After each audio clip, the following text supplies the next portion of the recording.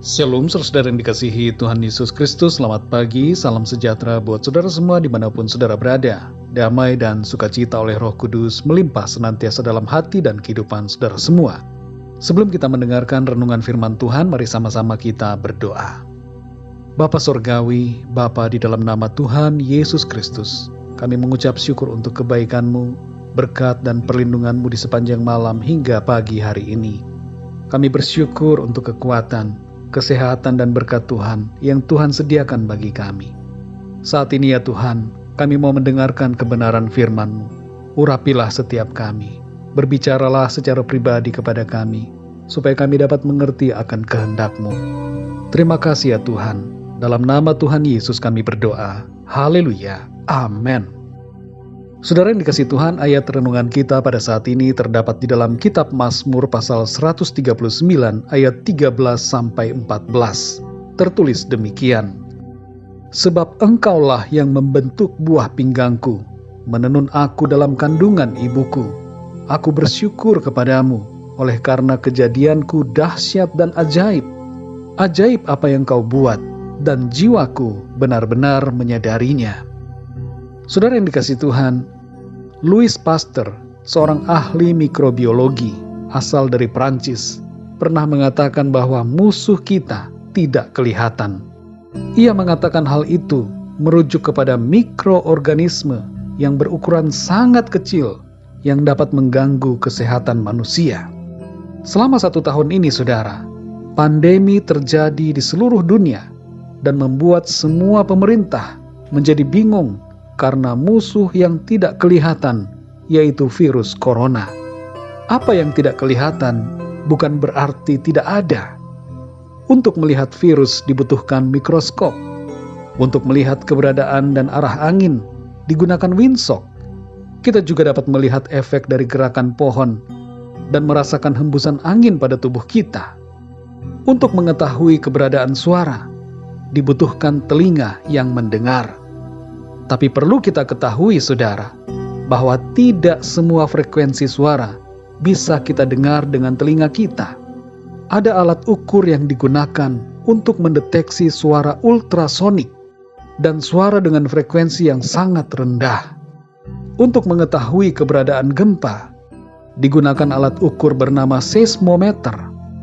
Saudara yang terkasih, untuk mengetahui eksistensi setiap hal, digunakan berbagai cara dan alat ukur. Demikian juga halnya untuk mengetahui dan memahami keberadaan Tuhan. Adalah aneh bila kita mau mengukur keberadaan Tuhan dengan alat-alat yang tidak dapat mengukurnya. Saudara yang dikasihi Tuhan, kita hidup dengan panca indera yang terbatas. Ada banyak hal yang tidak bisa kita lihat dengan mata dan tidak bisa kita rasakan dengan panca indera perasa kita. Tapi hal-hal itu eksis dan nyata. Tuhan pun demikian, saudara. Walaupun Ia tidak kelihatan, tapi Ia ada dan nyata dalam kehidupan kita. Pemazmur Daud menyadari akan keberadaan Tuhan dan campur tangan Tuhan dalam hidupnya. Ketika ia merenungkan keberadaan dirinya pribadi, Daud sadar bahwa Tuhanlah yang membentuk dirinya sejak dari dalam kandungan. Kesadaran seperti ini seringkali diabaikan oleh banyak orang.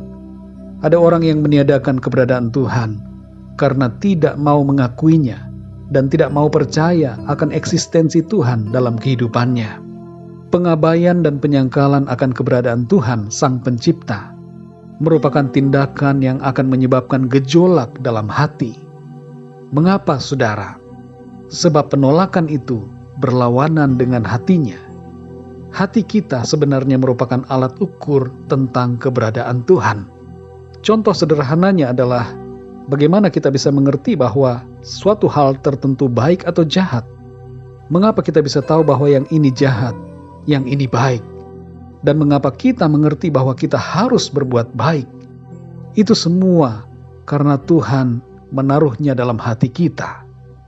Begitu juga pengetahuan akan eksistensi Tuhan ada dalam hati setiap orang. Hanya seringkali kesadaran dalam hati ini ditutupi dan disangkali.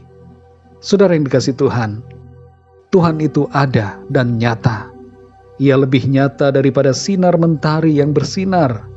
Ia lebih terasa daripada angin yang berhembus. Ia lebih terdengar daripada suara-suara yang ada di sekeliling kita. Asalkan hati kita mau terbuka dan percaya kepadanya.